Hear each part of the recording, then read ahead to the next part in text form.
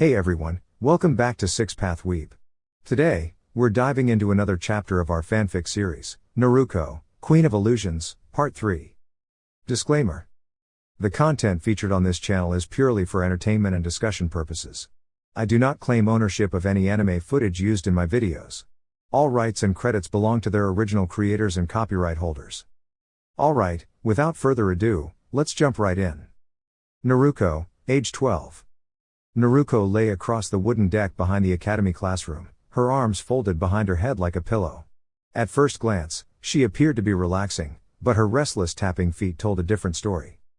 I didn't sit through 4 long years of history I already knew just to wait forever for our sensei to show up, she muttered under her breath, clearly growing impatient.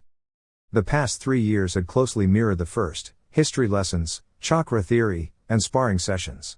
Of course, there had been additional training in the basics like the 3 standard jutsu and exploring skills such as stealth and trap setting, but overall, it had all come fairly easily to her. Life had continued on its usual path, her landlord hadn't changed much, perhaps even more cautious now after the 3rd Hokage's visit. Now that she thought about it, the only truly interesting event had been Mizuki's attempt to trick her. The Chunin instructor had tried to manipulate her, offering to teach a powerful technique, on the condition that she retrieve the scroll of seals for him. Needless to say, the plan didn't succeed. In fact, it had completely fallen apart. Even if she didn't always show it, Naruko had developed a sharp instinct from growing up the way she did, and it helped her sense dishonesty almost immediately. Still, she couldn't complain, she ended up learning an incredibly useful technique, the Kage Bunshin no Jutsu. All things considered, it worked out for the best. Mizuki had claimed he wanted to leave the village, he just hadn't expected to do so without the scroll and with a bruised ego. Still, she figured he got what he asked for, one way or another. That all happened just over a month ago, right after her graduation, where she proudly earned the title of Rookie of the Year. I'm amazing, she thought, smiling to herself. She would have loved to say she completely outshined Sasuke on her path to the title, but that wouldn't be entirely true. It had been a close race, both she and Sasuke were fiercely competitive, though neither ever said it aloud. Naruko had aced the written exam with a perfect score, while Sasuke scored a strong 96. She hit 9 out of 10 targets in her kunai and shuriken test, Sasuke landed a perfect 10. They were evenly matched in most areas, which meant their final spar would determine who came out on top. Though she wouldn't say it out loud, she knew luck had played a part in her narrow win. Sasuke had bested her in previous matches, but this time, she flooded the training field with regular clones, overwhelming his field of vision and landing enough solid strikes to clinch victory. Even then, it had been a very close call. Sasuke hadn't taken the loss well, and Naruko's constant reminders that every setback is a chance to grow didn't exactly improve his mood. Why do I have to be on a team with you, of all people? You're just going to hold Sasuke-kun and me back. The frustrated voice of Ino Yamanaka snapped Naruko out of her thoughts. Of all the possible teammates. Naruko sighed internally. She still couldn't believe her luck. She sat up with an expression of disbelief. I really shouldn't have to deal with this. Traditionally, the Rookie of the Year gets paired with the lowest scoring student and the top female student. That's how it's worked for over 40 years, an old tradition, sure, but still. And yet somehow, the universe decided, let's make things interesting for Naruko and stuck me with you too. Neither of you even got those titles. She grinned mischievously at Sasuke, earning a quiet glare in return. And how exactly does me being Rookie of the Year slow down your little dream team? She teased lightly. That got another annoyed reaction from Ino, which Naruko answered with a playful thumbs up. Letting that frustration out helped, at least a little. She and Ino had never exactly been friends. They just didn't click. Ino could be bossy, and Naruko had no patience for being ordered around. Besides, Ino had always seemed to look down on her, as if Naruko were just some nobody with big dreams and no right to them. Maybe it was the influence of Ino's parents. Her father, a skilled and respected shinobi, was a good man. But from what Naruko had seen, it was Ino's mother who set the tone at home. She likely didn't think highly of Naruko either. Back when they were younger, Ino's father might have been open to them being friends, but civilian families often held strong opinions, and Naruko had never been particularly popular among them. With Mrs. Yamanaka calling the shots, it wasn't surprising that Ino never gave her a fair chance. Naruko shrugged. Oh well. She had learned to live with it. Sure, her reputation wasn't exactly sparkling, but that never stopped her from being curious. When she was younger, she just accepted it. Now, though, She wanted to know the real reason behind it all. And one day, she was sure she'd figure it out. For now, though, it was all just a mystery waiting to be solved. 4 hours. Sasuke was the one to break the silence this time, his usual calm voice tinged with impatience. How long does it take to get across the village? She's either running late on purpose or completely distracted. Before the words had fully left his mouth, the classroom door swung open. Standing in the frame was a tall, silver-haired Jounin. At least, that's what they assumed from his standard shinobi attire. I haven't even met my team yet and one of them is already questioning my punctuality. Not exactly the warmest welcome, he said casually. If he was bothered, he didn't show it. His tone was relaxed, almost indifferent, as though he would have rather been anywhere else. Now then, let's take a look at what we've got here. He took a few moments to size them up with a single, discerning eye, and it was clear he had already formed some early opinions. The proud heir of the Uchiha, a high-spirited clan successor. And then there's you. His shoulders sagged slightly when his gaze landed on Naruko, who was peacefully resting at her desk. Just a few years ago, he could easily command respect from seasoned shinobi, but now he found himself challenged by academy graduates. Without another word, he waved a hand dismissively, "Meet me on the academy rooftop. And please, don't take all day." In a puff of smoke, he vanished, just a clone, it turned out. The room fell quiet again, the unexpected turn of events leaving some of them stunned. "Well, let's go." Ino's voice broke the silence, but neither Sasuke nor Naruko responded immediately.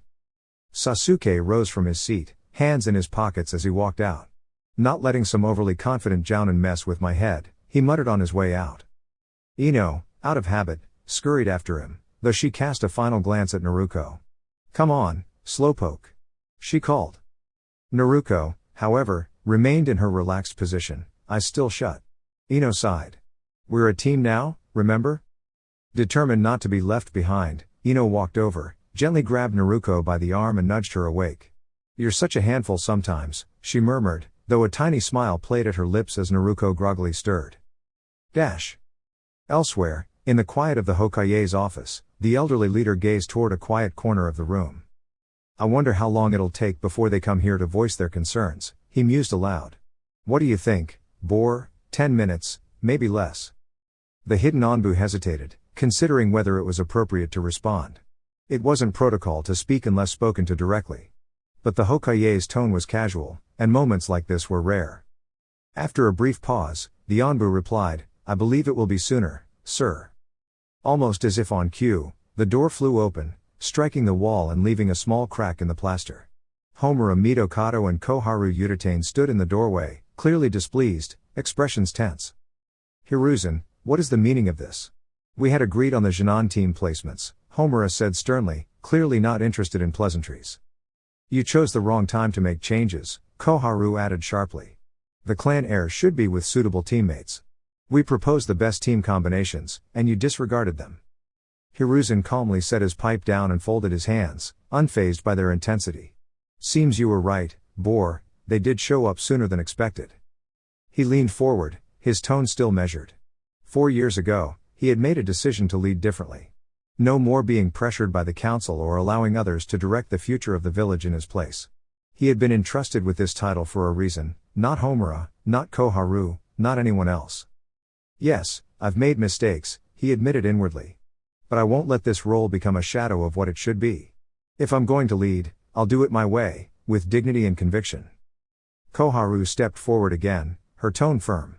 "These last few years have been difficult under your changes, but this, altering the Jinan teams without consulting us, is beyond reason." The third Hokage's tone shifted, his voice now carrying the unmistakable authority of a leader. "Please, have a seat," he said, gesturing to the chairs before them. Seeing their expressions harden, he continued, his voice firm.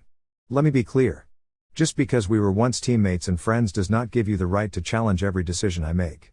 I've shown you respect, but that does not exempt you from the standards every shinobi follows. If you had treated Minato with the same pushback you've given me, he would have acted far more decisively." He locked eyes with them, his gaze serious and unwavering. "I kept you in place out of goodwill, out of old bonds. But I am the Hokage. And I will do what is right for this village, even if that means making decisions you may not agree with." For a brief moment, neither elder had anything to say. Silently, they took their seats, realizing that, for now, the discussion was over. He wasn't in any hurry. As always, he preferred to follow his usual routine when anticipating a conversation that would no doubt leave him mentally drained by the end. Calmly, he lit his pipe, taking a moment to enjoy a quiet puff before beginning. Removing it from his mouth, he held it thoughtfully in his hand, cherishing the fleeting peace before the inevitable dialogue unfolded. These quiet moments were something he deeply valued. He took another puff, fully aware of the visible impatience forming on the faces of his guests. "Now, where were we?" he said, casting a glance at both individuals, making it clear he did not wish to be interrupted. "Ah, yes. I believe you were looking for an explanation, my reasoning behind the changes to the team formations." He opened the top drawer of his desk and pulled out a document that had been prepared ahead of time. Laying it on the desk, it displayed the profile and final scores of each academy graduate. "I tend to go into long explanations," he admitted with a small smile, "but I'll try to keep this brief." He gestured to the profiles before them. "Let's begin with Sakura Haruno, who was originally placed on Team 7. She has a sharp mind, excels in strategy, and possesses potential to become either a skilled medical ninja or a specialist in genjutsu. Whether she chooses to pursue either path is, of course, her own decision." Without looking up from the document, he raised a hand to halt the expected interruption. "Next, we have Sasuke Uchiha, well-rounded in nearly all areas of shinobi training. His primary areas for growth are teamwork and proficiency in genjutsu. The former can be improved with time, and the latter will likely be resolved once he develops his dojutsu." He passed both files to the elders, watching as they nodded in silent agreement. "To complete what was intended as Team 7, we have Naruko Uzumaki," he noted, but chose to ignore the shift in expression that followed the mention of her name. "As you are aware, she excels particularly in ninjutsu, showing a natural talent in that area. Though I have advised her to limit her focus, she has taken a keen interest in Fuinjutsu. Her instructor, Iruka, has personally commented that she lives up to the Uzumaki name, make of that what you will. Her primary challenge lies in genjutsu. Due to her unique condition, it's unlikely she will ever perform it effectively, though she has demonstrated a strong ability to dispel its effects." He leaned back in his chair, signaling that he was open to their thoughts. There was little point in continuing without addressing their concerns first. Without delay, Homura spoke up, his voice calm but puzzled. "I don't understand. The three students you've listed seem to complement one another well. They each have strengths where the others might have weaknesses. The only potential issue is Sakura's assertiveness or Sasuke's interactions with Naruko, but those would still exist in your revised team." What troubled him more than the team adjustment itself was that Hiruzen had made such a significant decision without prior consultation. Additionally, the change disrupted the legacy of the Ino Shikacho formation, a vital tactical strategy that had proven itself in past conflicts. Hiruzen allowed himself a subtle smile. This wasn't a decision made lightly. He had solid reasoning behind it. "You're absolutely right, Homura-san.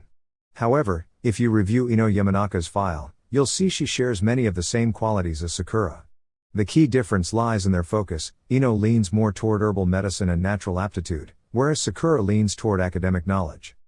He raised his hand once more, anticipating Homura's interruption.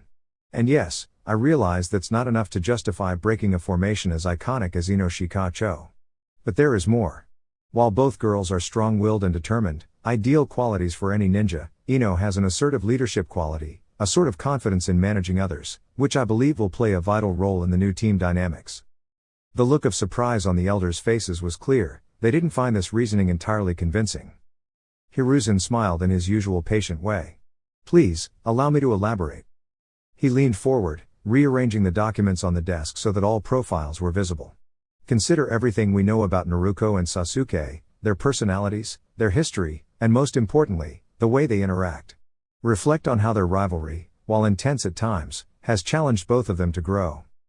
Their interactions had always fascinated him.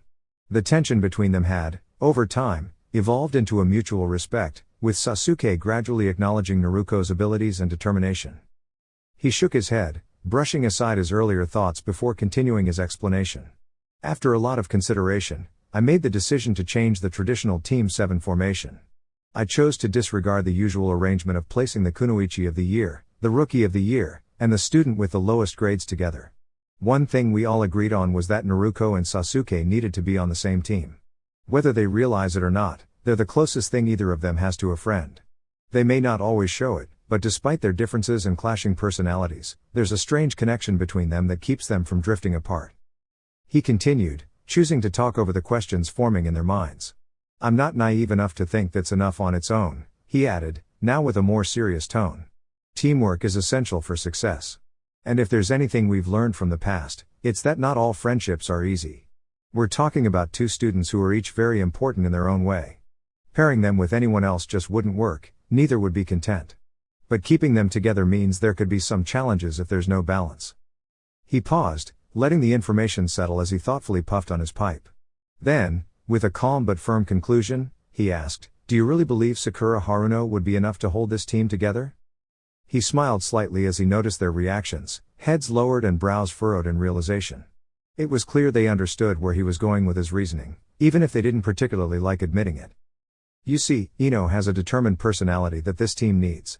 I'm not saying there won't be challenges, but as she grows, her confidence and leadership will too. She doesn't back down easily, not even from Sasuke.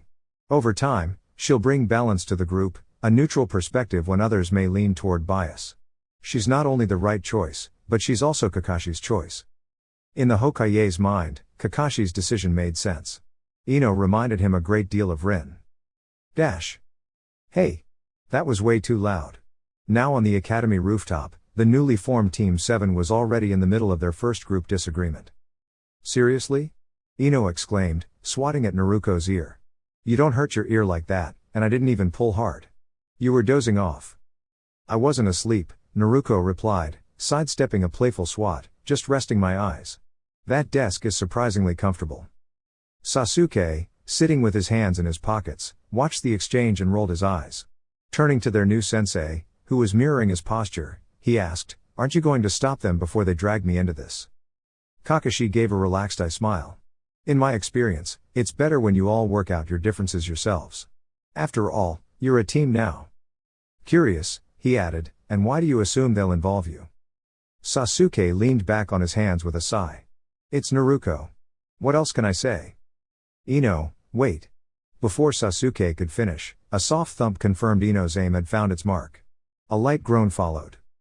With a smirk, she stood confidently. That's what you get for calling me silly.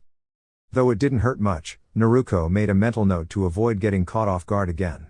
She's stronger than she looks. But still not quite there yet. If she wanted to keep up with Sasuke and herself, she'd need to keep pushing her limits. Interesting, Naruko thought. Ino didn't hesitate to speak up for herself. In the past, Naruko had teased her about her admiration for Sasuke, which usually got little reaction. But the moment Naruko teased her directly, Ino had stood her ground. Maybe there's more to her than I thought. Naruko, Ino, let's go. Kakashi's calm call reminded them their new journey was just beginning. Naruko stood and walked over, sitting opposite Sasuke. Ino followed close behind, especially since Naruko had gently tugged her along by the arm. Seeing the three students now seated in front of him, with Ino in the middle, Kakashi gave his trademark eye smile. Well, now that everyone's settled, he said lightly, let's get to introductions. He waited, but none of the students responded. With a light sigh, Kakashi added, all right, I'll go first. I'm Kakashi Hatake. My hobbies? Well, I'll keep that to myself. I don't particularly like people who can't be trusted. As for my dreams, I'll keep those a secret too. He turned toward Ino. All right, you're next. Ino stared in disbelief. That told us nothing. And did you just call me? Naruko, being who she was, couldn't resist. Well, isn't that what Sakura used to call you before the academy? Naruko teased innocently, still unaware of the rising tension. Before she could regret it, Ino's fist lightly landed on Naruko's shoulder again. With a cheerful smile, she introduced herself. I'm Ino Yamanaka. I like flowers, beautiful things, and spending time with my family. I don't like rude people or those who take things too seriously all the time. I have two big goals, to be with the person I care about most and to become the strongest Yamanaka clan leader, even greater than my dad. Though her demeanor was upbeat, Ino was well aware of how people saw her. Just because she was fashionable and avoided unnecessary conflict didn't mean she didn't take her role as a ninja seriously. As the heir of the Yamanaka clan, she understood the responsibility that came with it. Kakashi gave his usual smile, though inwardly he was impressed. She's more driven than I expected. Looks like she won't be as much work as I thought. Without wasting time, He pointed to Sasuke. Alright, your turn. Sasuke leaned forward, clasping his hands together. My name is Sasuke Uchiha. I like training. That's all. I'm not a fan of many things. He glanced toward Naruko. My ambition is to make sure my family's legacy is honored. Kakashi raised a brow in surprise. Seems he's changed a lot. People used to say he was consumed by anger. It's still there, but he's not as lost in it as I thought. He felt a bit more hopeful about the team's future. Just as he began to collect his thoughts again. Stop zoning out, sensei. Naruko chimed in playfully, let's get started with something fun already. His unfocused gaze gradually sharpened, only to see Naruko leaning back with her arms and legs crossed, appearing relaxed, but definitely not pleased. Oh, now you're in a hurry? That's a little ironic coming from someone who was napping not too long ago, she commented with a raised brow. I wouldn't call it that, he replied, rubbing the back of his head before slipping his hands into his pockets. Time spent resting is time well used, it lets me train harder later. Sitting here just watching you while knowing exactly what's on your mind? That's the real waste of time. And by the way, I'm nothing like those two. He ended his comment with a confident smile.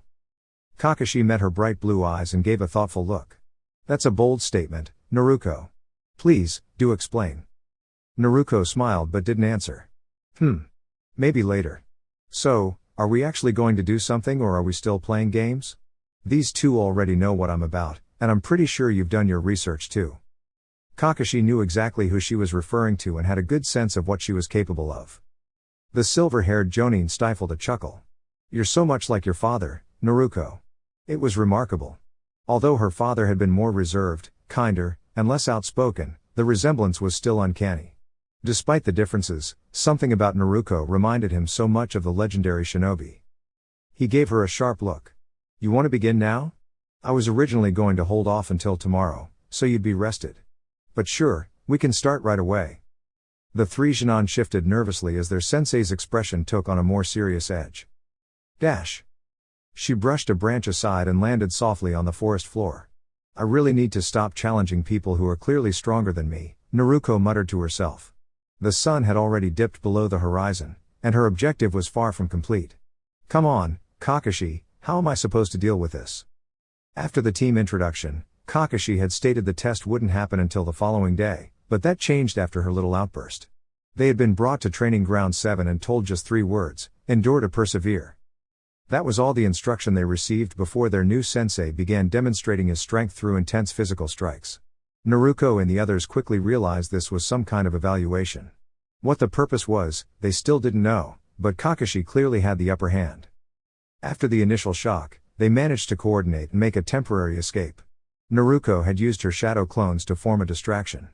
Though they weren't powerful, they could still wield kunai and shuriken well enough to buy some time. Surprisingly, Sasuke supported her escape with several fire-style techniques. Though Kakashi avoided them, they served their purpose, slowing him down. Ino, however, couldn't contribute much from a distance. Her clan's techniques were too risky to use in this kind of high-speed scenario. Good thing Sasuke convinced her not to try, Naruko thought. Missing against someone like Kakashi could have caused more harm than help. Despite their efforts, Kakashi caught up, and they were forced to split up again. Naruko acted as bait, creating about 30 shadow clones and transforming them to look like each member of Team 7. This gave the others a chance to escape, though even now, she wasn't sure how she managed to slip away. She knew exactly who Kakashi was, and more importantly, how skilled he was. Even with all 3 Genin working together, he was on another level. That could mean one of 2 things, either they weren't expected to pass, or defeating Kakashi wasn't the real goal. Looking up at the now starlit sky, she sighed. There's almost no chance I'll find them easily now. Let alone defeat Kakashi.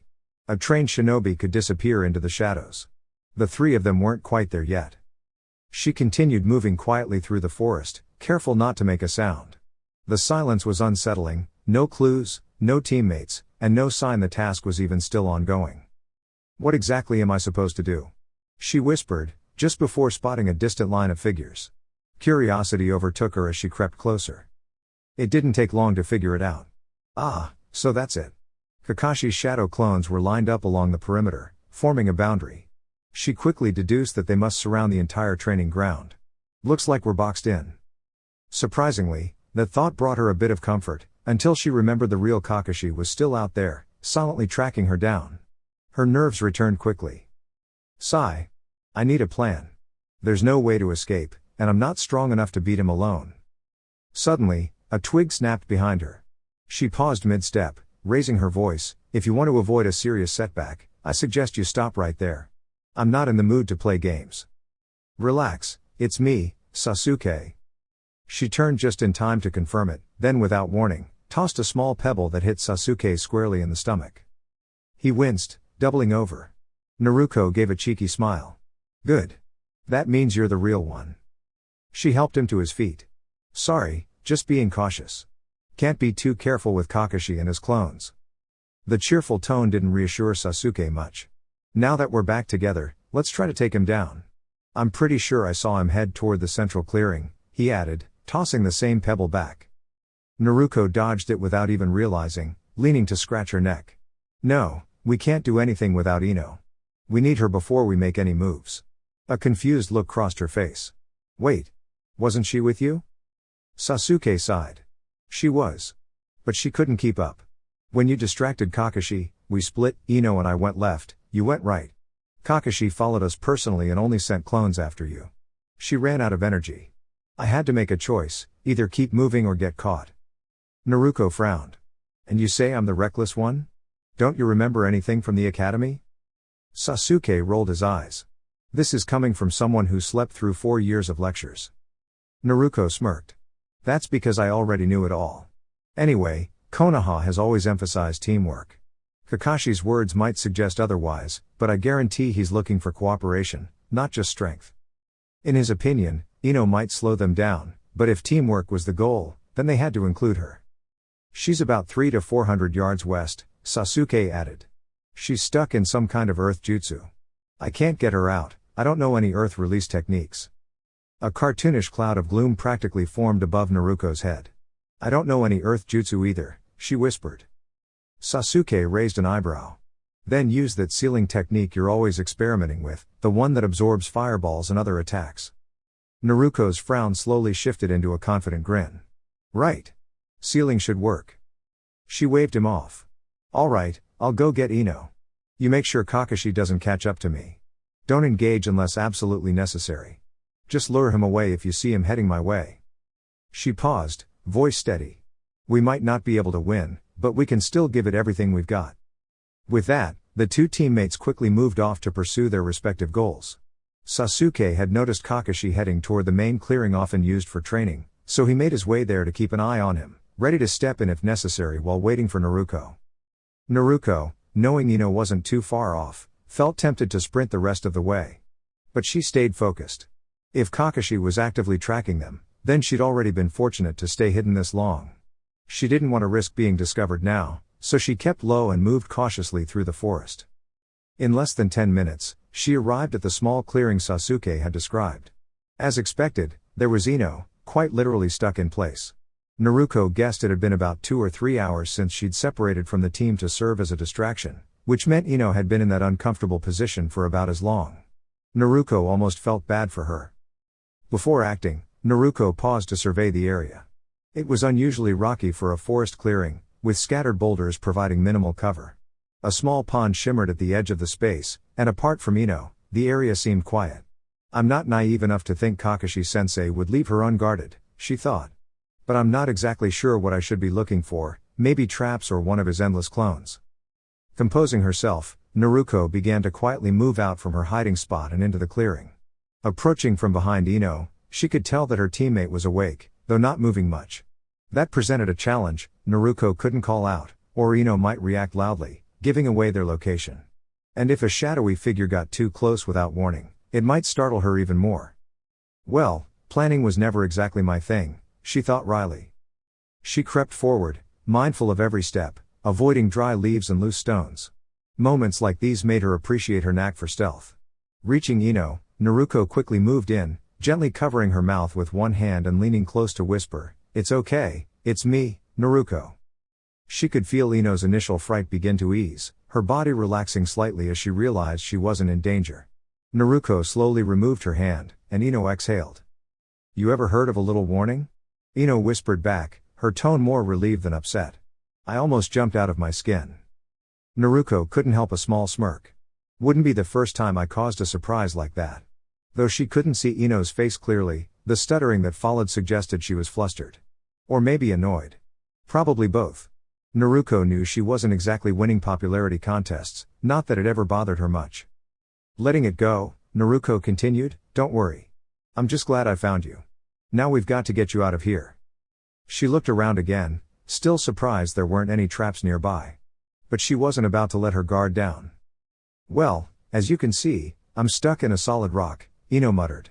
"You're not going to be able to dig me out and, wait, what are you doing?" Naruko stepped in front of her, revealing a sealing tag she pulled from her pouch. Ino's eyes widened, putting the pieces together. "You are not putting me into a scroll. I've seen what those things can do, remember Sasuke's fire technique?" "Yeah, no thanks." Naruko ignored the protest, sitting down cross-legged as she opened a sealing scroll and summoned a large storage bag. "Of course not. That would be a terrible idea," she said calmly. Taking out ink and a blank tag, she began drawing a new seal. "I've never stored a person before, and when I accidentally tried storing something living in my weapon scroll, it came back. Well, let's just say it didn't go well. I'm pretty sure there's no air in there either." As she worked, she carefully checked the pattern, ensuring every line was precise. Ino seemed to calm slightly at that explanation, though she remained wary. Being sealed in a scroll that had once launched fire-style techniques wasn't exactly comforting.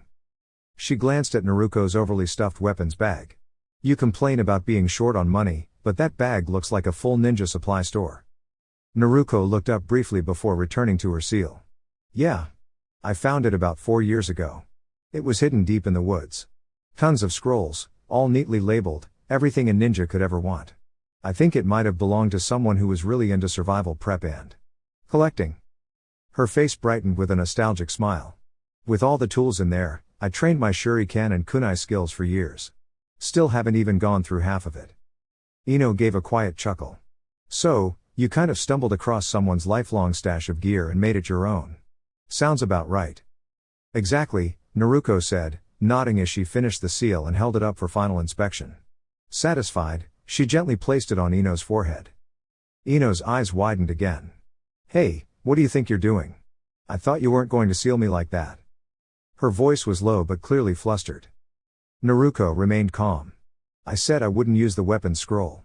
This one is custom, made just now, with no harmful techniques or compression. Totally safe." Ino wasn't convinced. "Okay. But what about breathing?" she asked, exasperated. Naruko shrugged playfully. "It'll be fine. I'll make it quick." And with that, she placed her finger on the seal, channeling chakra into it while Ino gave one last surprised squeak. A moment later, the seal glowed gently, and the Yamanaka heiress was safely stored, resting within the tag. Naruko looked down at it in her hand, smiling with satisfaction. "Okay, now that was pretty smooth." She paused, then blinked. "Wait. How do I get her back out?" The only warning Naruko had was a laid-back voice, but before she could react, she was launched across the clearing and came to a sudden stop against a large rock. With a soft groan, she pulled herself up and looked toward her challenger. "So that's how we're playing it," she said, brushing herself off and standing tall in front of the 3 Kakashi clones. "Instead of laying traps, you've placed a few clones to guard her." Though her voice remained composed, the impact had clearly shaken her. She had been hit hard before, especially by Sasuke, but this was on a whole different level. Kakashi lazily flipped a scroll in the air, catching it in the opposite hand. "Correct. But one of us might be the real Kakashi, and if that's the case, you're at quite the disadvantage. Come on, Naruko. Your friend may be running out of time." Her eyes widened slightly. She had been thoroughly misled. Instead of attacking her directly, Kakashi had used Ino as a diversion, waiting for her to be distracted and then striking. Now, she was racing against the clock and still facing 3 opponents. But if Kakashi expected panic, he was mistaken. Instead of fear or frustration, Naruko's expression shifted to a determined frown. "That's fine by me." With that, she shot forward with remarkable speed, delivering a swift kick, only for it to be blocked at the last second. The look of surprise on Kakashi's face confirmed he hadn't anticipated her level of power. Seizing the moment, Naruko followed with a flurry of punches and kicks, keeping the clone off balance. She feinted a low sweep, then spun upward with a leaping strike that dispersed the clone in a puff of smoke. Wincing and holding her side, Naruko took a moment to regain composure. Why does it still hurt this much? She wondered.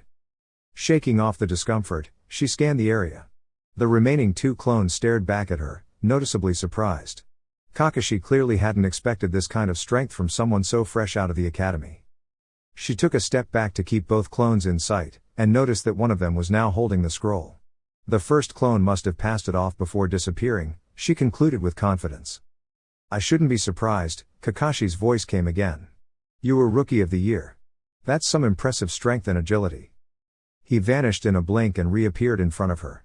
But that alone won't be enough. Naruko was caught off guard by a punch, but before she could recover, another clone caught her midair and brought her down in a swift, controlled motion. When the dust cleared, a split log lay where she had landed. Over here. She called. From the trees, 10 Naruko clones emerged, each wielding practice tools, kunai and shuriken, while the real Naruko launched from above, unleashing a barrage of projectiles. Despite the numbers, the Kakashi clones handled the wave with graceful ease, dodging and countering each strike with precise movements. Every clone of Naruko was gently dispersed one by one, their forms vanishing into harmless clouds of smoke. Watching replicas of herself disappear was strange, but she quickly adapted. When the final clone vanished, the Kakashi copies remained, unscathed. Just as they prepared to resume the match, a distant explosion echoed through the air. Finally getting a brief moment of relief, Naruko stumbled forward instinctively, holding her side. She took a deep breath, her thoughts racing back to Ino. It had already been over 2 minutes. She couldn't waste another second. She wiped her mouth and steadied herself. Looks like Sasuke was right. The real you went back to the center. So that means you two are clones. She was nearly certain, but confirmation helped. The clone didn't reply. Looks like Sasuke has started using techniques. I suppose I should too. Before Naruko could react, the clone formed hand seals. Water style, Aqua Comet. A large sphere of water flew toward her. Kakashi didn't notice the confident smile on her face, she had been prepared. With a swift motion, she pulled a tag from her pouch. Sealing art, reflection barrier. A transparent blue wall emerged from the tag, not only blocking the water technique but sending it back toward the clone, catching it off guard and dispersing it. Well done, Naruko. But once again, you've left yourself open. That voice was all she heard before the remaining Kakashi dashed forward, seemingly striking her again with precision. But this time, the figure in his grasp disappeared in a puff of smoke. It was just another clone. Before Kakashi could even react, a strong uppercut caught him from below. Naruko had emerged from a hidden tunnel beneath the ground. The subtle shift of soil had been the only clue. The momentum sent Kakashi flying. He landed awkwardly and stumbled to the ground. Though his stamina was impressive, defending against 3 clones and Naruko's unpredictable tactics was exhausting. Naruko slowly stood up, visibly tired. The aftershock of that earlier hit was finally catching up to her. Dropping to her knees, she clenched her jaw through the pain. Move, she urged herself. There's still one more thing to do. She crawled forward, inch by inch, toward the scroll.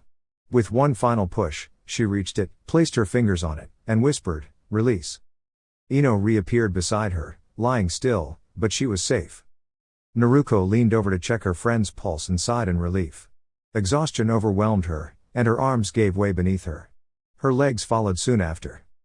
In the quiet clearing, both girls lay peacefully, one worn out from the intense battle, the other recovering from the strain of being sealed away. Hiruzen gently set his pipe aside and folded his hands in thoughtful disapproval.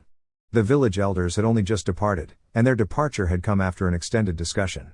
It had taken considerable explanation to ease their concerns, or more precisely, to leave them with no further objections to his decision. One of the most challenging points had been the restructuring of the Ino Shikacho team. The original formation was no longer viable, and this required careful justification. Sakura, in his view, was the most fitting addition to the group.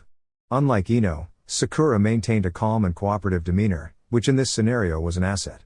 It would allow Shikamaru to focus on strategic planning while the others supported with strength and resolve.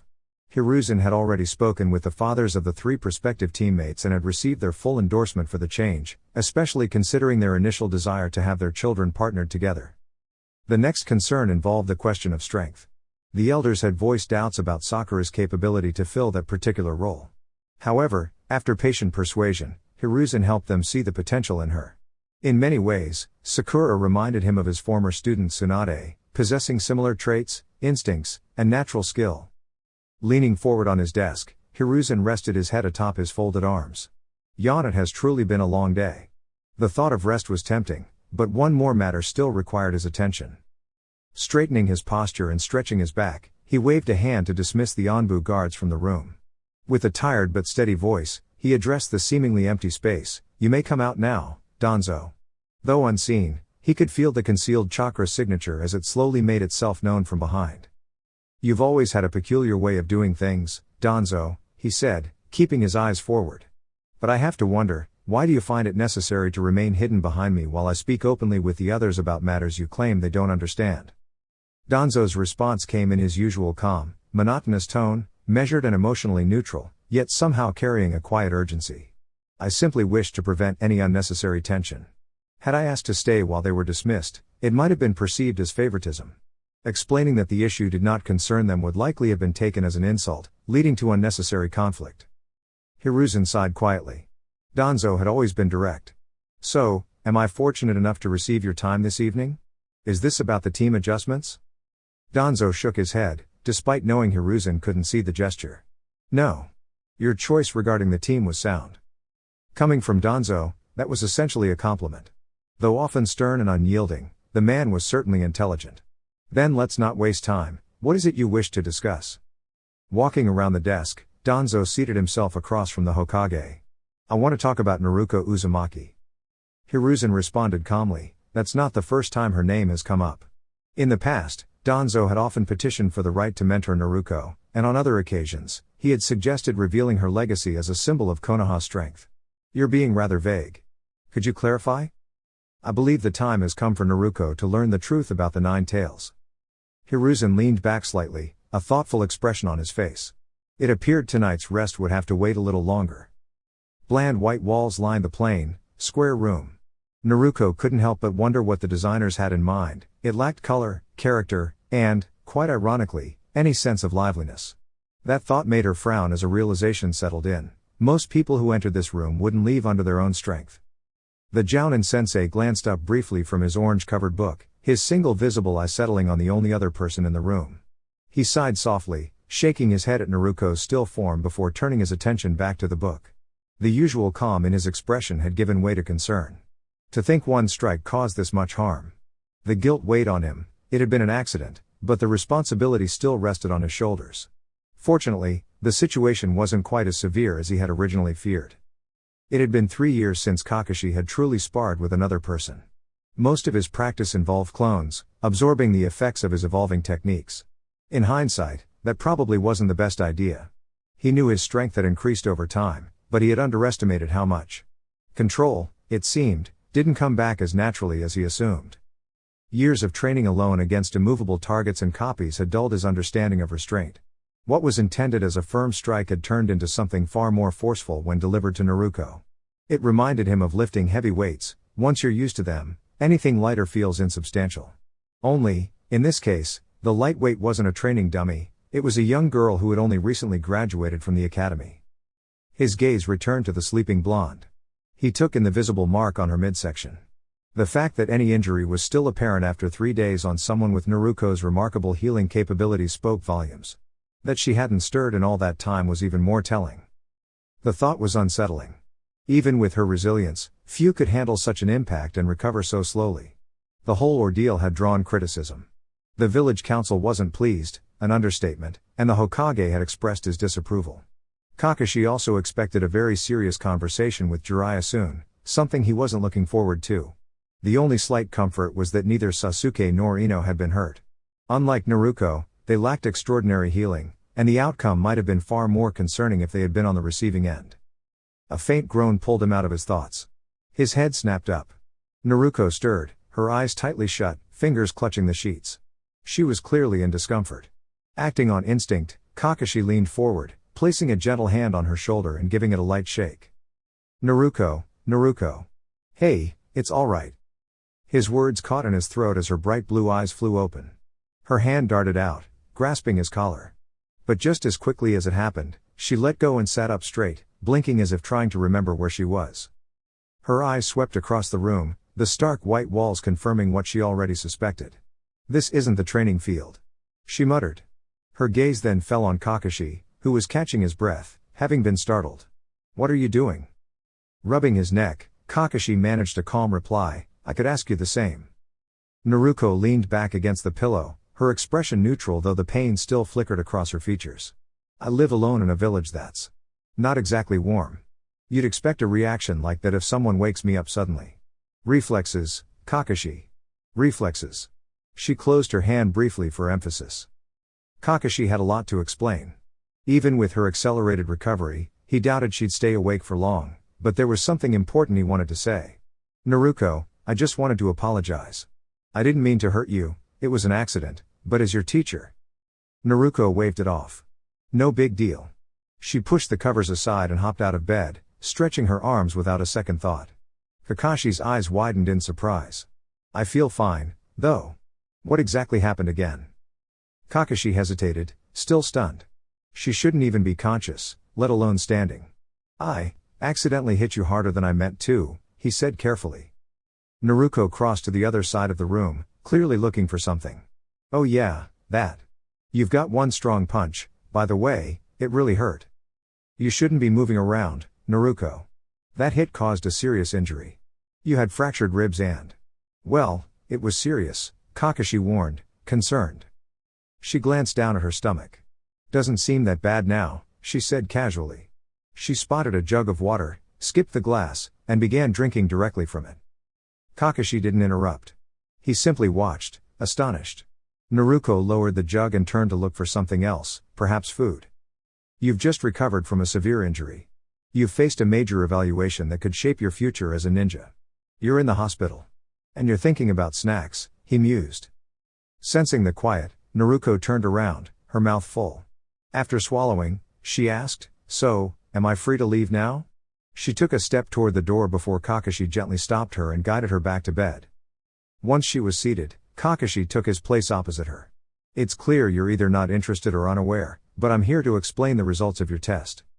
Naruko scratched the back of her head, looking puzzled. Isn't it obvious? I'm teamed up with the last loyal Uchiha and the heir to the Yamanaka clan. Even if we failed your test, we'd still pass. The village needs Sasuke to grow stronger, and having a clan heir rejected by the Jinan exam would reflect poorly on the family. I figured we were always going to make it through. As she finished with a yawn, it was clear what she thought of the whole process. Kakashi's shoulders slumped slightly. The idea of teaching someone with the intellect of Minato, the attitude of Kushina, and Naruko's unpredictability was both fascinating and a little intimidating. You're not wrong, he admitted. All shinobi villages present themselves with honor and structure, but behind the surface, there are decisions made that aren't always fair. It's not just Konoha. He gently pushed her back down when she tried to stand again. However, for the record, you would have passed regardless. Naruko blinked. Really? Why's that? This time, Kakashi smiled behind his mask. At the start of the test, I gave you 3 words, endure to persevere. That, to me, is the essence of being a shinobi. When the task was complete, your team demonstrated teamwork, communication, and above all, perseverance. That's what I was truly testing. Naruko gave him a flat stare. Go on. Continuing with a calm tone, he said, at the beginning of the test, you all recognized that I was an opponent you couldn't defeat directly. If the team had stayed to fight, I would have considered it a poor decision. If some members had run while others stayed behind, I would have easily taken them out one by one. Thankfully, you all chose to retreat together as a team. Naruko nodded thoughtfully, understanding his point. I see. The real test was about our first instinct, whether we'd stick together, split up, or try to run. Kakashi nodded in agreement. Exactly. If you remember one thing, let it be this: working together and surviving as a team is more important than completing every mission perfectly. It's always better to pull back and regroup than risk everything unnecessarily. After that part, it was pretty straightforward. You all impressed me. You and Sasuke both realized that you couldn't do it alone. That overconfidence was something I worried about, but you proved me wrong. It was true, they were never expected to win the fight or complete the challenge by force. It just wasn't meant to happen. Still, Kakashi was genuinely impressed with their effort, their cooperation, and their refusal to give up. In his eyes, they had passed with flying colors. Naruko narrowed her eyes, still feeling something didn't quite add up. What about Sasuke? He left Ino when you confronted her. Isn't that a fail? Kakashi was prepared for that question. Ino wasn't able to keep up with the pace that was needed. She had fallen behind, and by the time Sasuke noticed, she had already been caught. At that point, the best choice he could make was to reconnect with you and regroup. Trying to rescue her alone would have put him at risk too. Naruko gave a slow nod. It made sense. Still, another thought popped into her head. Okay, but if you fought Ino first, how come I was the one who ended up in the hospital? When I found her, she seemed fine, just a little buried in dirt, but here I am, stuck in bed. And you keep acting like I should be in way worse shape. Kakashi chuckled awkwardly. That's actually what surprised me. It just so happened that out of the three of you, the only one who could really take the hit ended up receiving it. Naruko gave him a look of disbelief and shook her head. Take the hit? Seriously? That's your explanation? She pulled back her hospital gown slightly to show a large healing mark shaped like a fist. This was no light tap, you know. Kakashi just gave an apologetic smile. And what about Sasuke? She continued. Don't tell me you hit him with one of those, too? Kakashi scratched the back of his head with a sheepish grin. By the time I encountered him, you had already taken out the shadow clone that hit you. Right, Naruko interrupted, connecting the dots. The memories transferred back to you, so you adjusted your approach. That was one thing that had surprised Kakashi more than anything. Naruko was already using the shadow clone jutsu and even understood its special ability. I have to admit, I'm impressed. You figured that out really quickly. That's something even advanced ninja struggle to notice at first. Naruko leaned back with her hands behind her head, brushing off the compliment. People throw around the word prodigy too much. These days, if you're just a little ahead of the pack, they act like you're some hidden heir to the Hokage or something. Her expression shifted to one of amusement. Come to think of it, if someone like that existed, they'd probably be around my age, huh? Before she could continue the thought, Kakashi cut in, sensing where she was going. So, Naruko, do you want to hear about how your teammates did? Kakashi now understood what the third Hokage meant when he said Naruko had a boundless imagination. She looked at the world with open eyes, believing anything was possible. As he watched her, he realized she had pieces of many people in her, mischievous, bold, clever. Even a hint of that quiet confidence the Uchiha were known for, like Itachi before he changed. Naruko just grinned. You know, it wouldn't be hard for me to pull it off. I've got the blue eyes, the hair color, maybe even the genius kid energy if I really tried. Fame, fortune, bye-bye troublemaker, hello Konoha's golden girl. Kakashi raised an amused eyebrow. He could almost see the daydream spinning behind her eyes. Don't forget the fan clubs, the attention, and probably a few villages keeping a very close watch. That comment snapped Naruko back to reality. Now that I've got your attention again, Kakashi continued, the medical team told me to let you know that you're not supposed to do anything strenuous for a while. That said, considering how fast you've bounced back, I think you'll be back in action soon. He added with a knowing glance, even though I already know you're going to ignore that advice. As expected, Naruko let out a big yawn. So when can I leave already? Then, with a frown, she added, and where are my clothes? This gown is way too loose. She tugged at it uncomfortably. Whoever designed this clearly wasn't thinking straight. One wrong move and I'm flashing half the hospital. Kakashi gave Naruko a flat look. You're not supposed to be up. Weren't you listening? You should be unconscious, completely unable to move. Is any of this sinking in? His usually serious tone, once enough to make Onbu recruits break into a sweat, seemed to have lost its impact. Naruko, with a drowsy expression and half-lidded eyes, stared back at him, clearly unimpressed. She stretched her neck and scratched her ear with her pinky finger. I could pretend to nod like I'm listening, but we both know you'd see right through it. I really don't like hospitals, so I'll probably find a way out as soon as you're gone. Anyway, where are my clothes? Whether she came off as cheeky or simply honest, Naruko wasn't trying to be rude, just stating how she felt. Kakashi let out a sigh, his shoulders drooping slightly. They were ruined, he said calmly. Before Naruko could speak, he continued, and I left money on the table for new gear. It was more than enough for basic clothing, but Kakashi didn't mind being a little generous. He figured he owed her. Naruko nodded in appreciation. Shopping wasn't her favorite thing, and she didn't feel like arguing when the funds were already provided. After a brief exchange that included details about Team 7's meeting time and location, a thoughtful Kakashi turned to leave. While he hadn't been unkind, He sensed something in her tone that made him wonder if he'd unintentionally irritated her. Still, that would be something to reflect on later. For now, Naruko had a more pressing concern. How am I supposed to get from the hospital to a shinobi supply shop in this gown without attracting too much attention? Kakashi, having already declined to help sneak her out, chuckled quietly to himself. But before he walked out, another question crossed his mind. Say, Naruko. The other day I asked you three to share your dreams. You never answered. Naruko grabbed the coin pouch from the table and stood up. Why is everyone so interested in dreams? She asked, her voice carrying a hint of curiosity. We're ninja. We go on missions, follow orders, and serve the village. Sasuke can focus on his goals, Ino can tend to her flowers, and you can do whatever suits you. But why does it have to be just one big dream? What happens after you reach it, then what? It sounds kind of boring. It wasn't that she didn't believe in goals, dreams were important. But to Naruko, it didn't make sense to announce her ambitions to the world. She believed in keeping some things to herself. Kakashi considered her words. So you don't believe in setting limits? You just want to live and see where life takes you? Naruko shook her head, implying that wasn't quite it either. Still curious, Kakashi asked with a small smile, then what is the dream of the mysterious Naruko Uzumaki? Naruko smirked and gave a playful answer.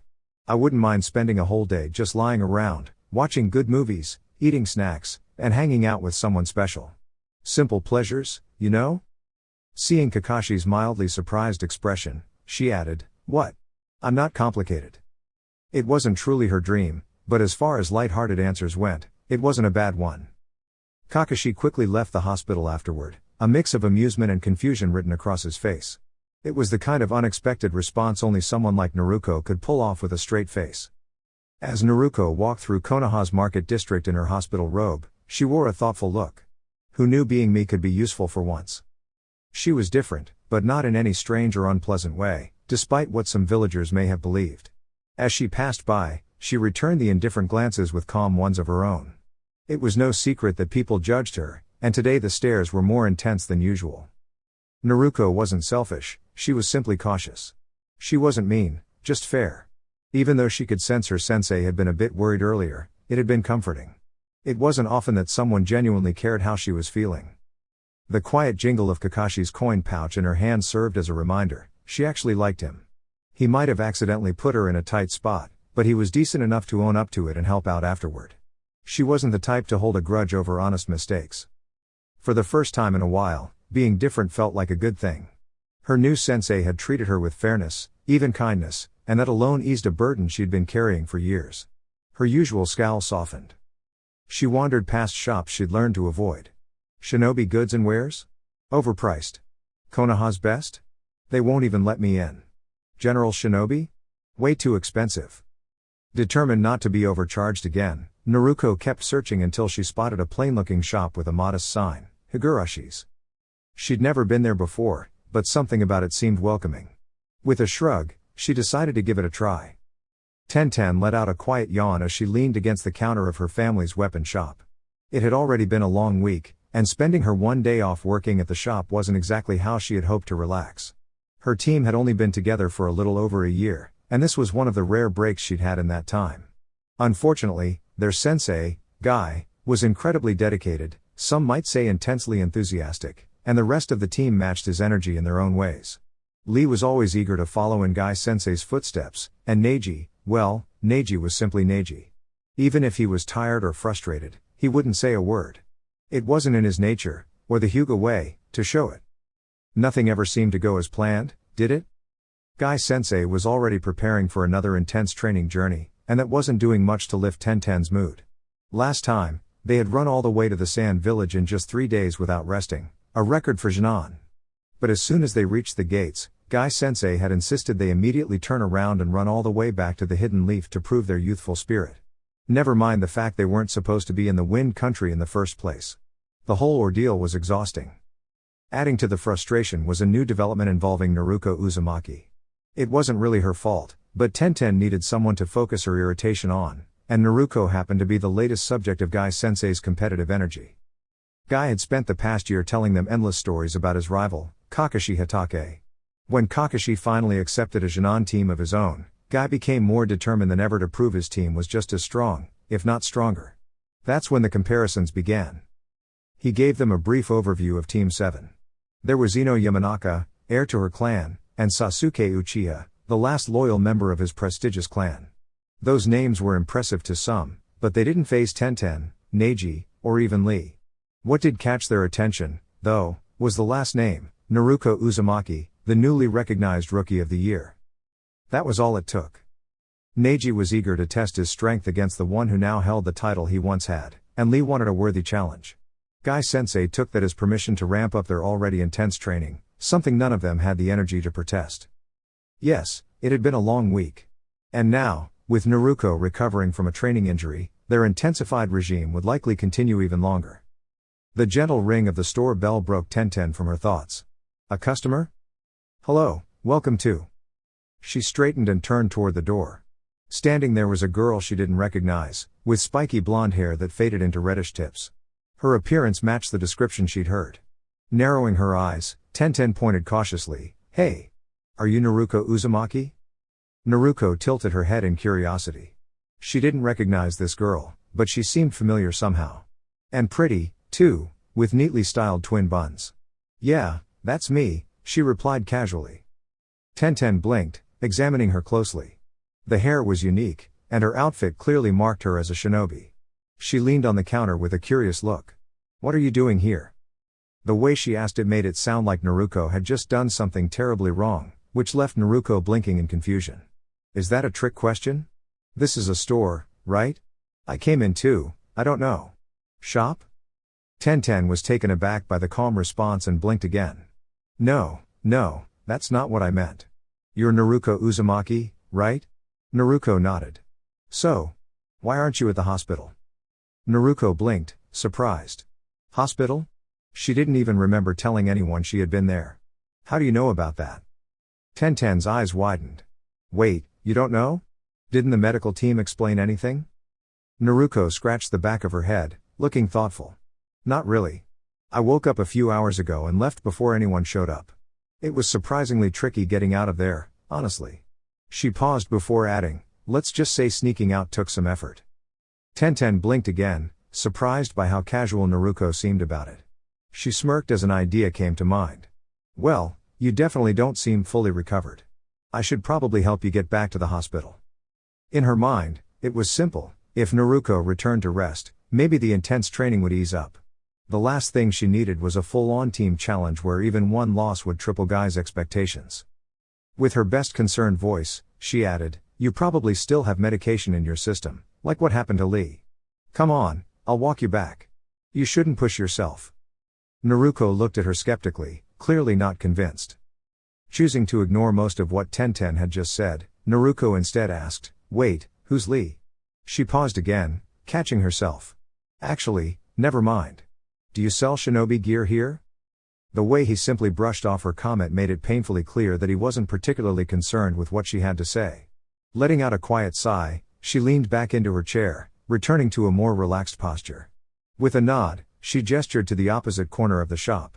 What the customer wants, the customer gets, she muttered under her breath, a worn-out family motto that now felt more like a mantra of resignation. Turning her head, Naruko offered a polite word of thanks and made her way across the store, unaware of the quiet frustration in the shopkeeper's tone.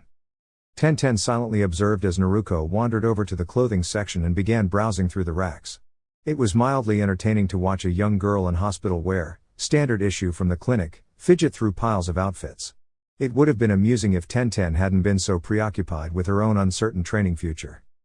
Curious, Tenten decided to strike up a conversation. So, how does a newly minted Jinan like you end up with an injury that has the whole village talking? I heard Kakashi was involved, she added with subtle emphasis on newly, clearly enjoying the chance to point out the difference in their experience levels. Naruko peeked out from behind a clothing rack, casually waving off the question. Kakashi-sensei didn't mean to, it was an accident. It wasn't that serious, I've had worse. The playful tone in her voice hinted that she wasn't too bothered, and she clearly caught the condescending undertone, responding with a light smirk. Tenten raised an eyebrow, clearly skeptical. I'm not so sure I believe that. Word around the village is that it was pretty serious. She paused, considering. If that wasn't your worst, then I can't imagine what was. This time, Naruko didn't even look up. I've said it before, I've been through worse. But how do you know so much about me, anyway? Tenten answered with a slight shrug, Tenten. And your name's already well known. Rookie of the Year, trained by Kakashi Hatake, the only student of the 4th Hokage. You're not exactly low profile. A major incident on your first day? That's going to make the rounds in the village pretty fast. She left out the part where her mentor, Guy-sensei, had filled in the rest. Naruko emerged from behind the clothing rack, carrying a small stack of pants and shirts, clearly heading for the changing room. Huh. I didn't realize I was that famous, she said with dry sarcasm. She clearly wasn't thrilled to be recognized primarily for a mishap. Knowing there was no stopping her teammates from challenging Naruko, Tenten figured she might as well warn her. Trust me, fame isn't what you want as a shinobi. It comes with complications. Take my teammates for example, they've already taken an interest in you. And honestly? I don't think you'll be able to keep up with them. Under the intense training regimen of Guy-sensei, Lee had risen from the bottom of the class to become incredibly formidable, second only to Neji. Tenten knew anything could happen in a sparring match, but she doubted a fresh Jinan could outperform either of them. Naruko's voice came from behind the curtain, cheerful and confident. Hey, I'm sure they're not that scary. Tell them I'm always open for a friendly spar. Tenten rolled her eyes but kept her tone neutral. You're not the first Jinan to be overly confident, she replied with a trace of sarcasm. And you won't be the last. When Naruko stepped out in her new outfit, she looked quite composed. Dark blue loose-fitting pants wrapped at the ankles paired with traditional black sandals gave her a practical but stylish appearance. A white and blue pouch was strapped to her right leg, while a high-collared black shirt hugged her frame neatly. A small, custom pauldron adorned her left shoulder, simple but unique. Dark blue bracers on her forearms completed the look, ideal for holding tools or seal tags. Tenten, doing her best to hide a faint blush, listened as Naruko approached the counter. Self-confidence is one of the best qualities someone can have, Naruko said warmly as she set her money pouch down. If you can't see your own potential, how can you expect others to? From the look in Tenten's eyes, Naruko had definitely struck a chord. Trying to refocus, Tenten gave a slight glare before shifting to business. So how much is all this going to cost? Naruko asked while eyeing the items thoughtfully. Tenten swiftly scooped up the pouch and emptied the contents onto the counter. Let's see, sandals, pants, shirt, that comes to 42,000 ryo. The accessories and that unique pauldron bump it up. Altogether, you're looking at 136,000 ryo, she chuckled when Naruko's expression turned to quiet dismay, her bright eyes wide in disbelief. Don't worry. I've had to break the news about high prices a few times already today. Naruko glanced over the price tags and nodded with a small, resigned smile. Well, at least I found a store I like. That's something. Before Tenten could ask what she meant, Naruko added, that's all for today. She tucked away the remainder of the money. I was hoping to get a sword or something, but this was more important. I figured it's better to invest in good quality once than to keep replacing cheap stuff. Tenten perked up. Wait, you know how to use a sword? Now she was really interested. It wasn't every day someone her age shared that interest. Naruko had already begun walking to the exit, but she turned her head slightly with a grin. Of course. Pointy end goes in the other direction, right? She opened the door with a casual wave. Thanks, Tenten. See you around. Tenten smiled, enjoying the calm and easygoing energy Naruko brought with her. Don't be a stranger, Naruko. If you've got time, stop by Training Ground 8. I'll let Lee and Neji know you're up for a spar. Naruko didn't reply, but as she passed the shop window, a small smile was visible on her face, and that, somehow, made Tenten's day. Naruko sat quietly in her small apartment, deep in meditation. The night had grown too late for training, and she imagined Ino and Sasuke were likely getting ready for bed by now. With nothing else planned, she found herself unsure of how to spend her time. Kakashi had mentioned that the past few days were just a warm-up, and the real training would begin soon. That was something to look forward to, at least. She didn't want to miss any opportunity to improve, especially now when it mattered most. With no television, books, or games around, Naruko was left alone with her thoughts. Surprisingly, over time, she had learned that thinking deeply could be useful. It wasn't always pleasant, but it helped her reflect and work through difficult emotions. She had grown a lot in the past few years. Some of that carefree innocence that once defined her as a child had faded. Lately, she found herself questioning things, especially her place in the village. She often wondered why so many people treated her differently. It wasn't just curiosity, it was something she needed to understand. People don't just dislike someone for no reason. There had to be something behind it, and she was determined to figure it out. Opening her eyes, she glanced around her small apartment. It had been cleaned up recently, with a fresh coat of paint giving the place a more welcoming feel. Though some things, like broken furniture and worn-out equipment, remained, she appreciated the effort. Her eyes lingered for a moment, then drifted as her thoughts moved to something else that had been on her mind: trust. Today had gone well. Her new mentor seemed fair and thoughtful, and she even found a local shop where she could get supplies without trouble. That alone was a huge relief. Still, she couldn't shake the feeling that she needed to stay alert. Being a Jinan now meant she was officially a part of the village's defense, a resource that could be called upon. She was aware that she still needed guidance, and thankfully, Kakashi was there to help her grow. Even so, not everyone in power could be trusted. Some of the elders, especially Danzo, made her uneasy. He led his own covert unit, and something about that felt unsettling. If she ever made a mistake, would those in power see her as a problem to be solved? She didn't want to think that way, but it was hard not to. Being an orphan, and a relatively unknown one at that, she often felt overlooked, like she didn't truly belong. Though she carried the Uzumaki name, she'd been told it didn't hold any special meaning for her. That idea hurt, but she didn't let it show. Instead, she tried to channel those feelings into something productive, like solving a mystery, piece by piece. She was lost in thought when suddenly, her eyes flew open and her hand moved with practiced speed. Two kunai left her fingers and struck a target with a dull sound, followed by startled voices. A familiar voice spoke up, amused. "You know, Naruko, you really ought to be more careful with those." It was Sasuke. He stepped into view, casually twirling the kunai she had thrown. A moment later, Ino appeared behind him, her expression slightly pale. "Good thing he caught them," Ino said as she walked in, letting herself sink into the couch with a sigh. Naruko gave a relaxed shrug and leaned back, or unlucky, depending on how you look at it. Ignoring Sasuke's unimpressed look, she gave Ino a small smile. "What are you two doing here? It's almost midnight. I was just about to head to bed." Ino made herself comfortable, kicking off her sandals and stretching across the couch. Sasuke, left without space, sat cross-legged on the floor. "Seriously?" Ino replied playfully. "With your straight-back posture, serious expression, and those new clothes? Yeah, you totally look like someone about to go to sleep." Naruko sighed with a smirk. "You two are unbelievable. I haven't had a good night's rest in days." She motioned for them to leave, but they only laughed in response. It became clear they weren't planning to go anywhere. Naruko couldn't see Ino clearly from behind the couch, but she was almost certain a grin had formed on her face, one that matched Sasuke's amused smirk. "Okay, really, why are you still here?" she asked again, sounding a bit more impatient this time. "At least you're not acting weird about everything. Most people look at me like I've just come back from another world or something." Before anyone could respond, a new voice chimed in, and Kakashi appeared in the room with a puff of smoke. "They're here because I asked them to be," Kakashi explained, calmly stepping forward. "And they're not reacting the way others do because I already gave them a bit of background, nothing too dramatic, of course." Naruko sighed and dropped her head into her hands. "You're kidding, right?" "Completely serious," Kakashi said with his usual calm smile.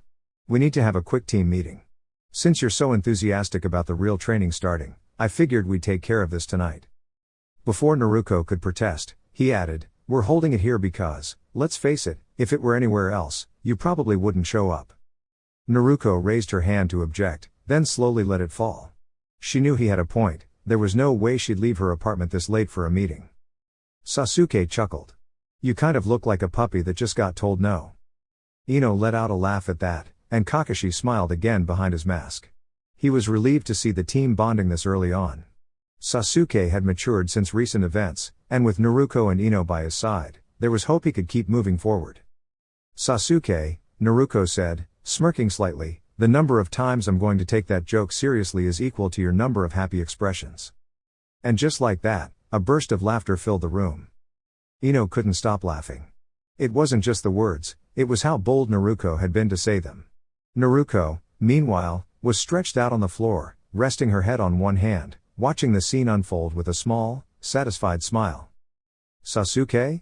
He was already running through hand signs, most likely preparing a jutsu in response. Kakashi just sighed, already realizing, maybe this whole sensei thing would be more challenging than he thought. "That's all for now, folks. If you enjoyed the content, don't forget to like, share, and subscribe to stay in the loop. Much love to you all. Until next time. 6 Path Weeb.